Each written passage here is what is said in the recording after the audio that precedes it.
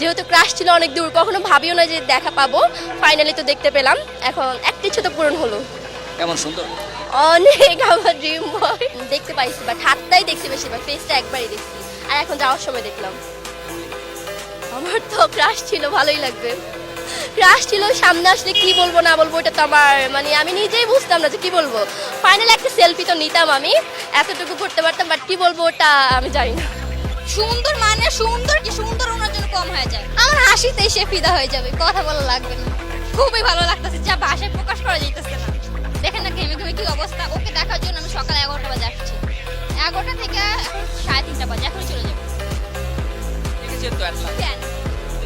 হ্যাঁ, যতক্ষণ এখানে থাকি ততক্ষণ আমি তাকায় থাকতাম, একটু চোখের পলক ফিরতো না। স্বপ্ন নিয়ে আসছি। আমি স্বপ্ন নিয়ে আসছিলাম যে একটা সেলফি তুলবো বা একটু বলতে মানে হাই হ্যালো করতে তো পারবে এইটুকু তো, কিন্তু কিছুই হলো না, শুধুমাত্র দূর থেকে দেখতে পারছি। আমার রুমে হচ্ছে তার এক একটা সুন্দর সুন্দর ছবি আমি হচ্ছে দেয়ালে টাঙায় রাখছি। वाह दीदी वाह दीदी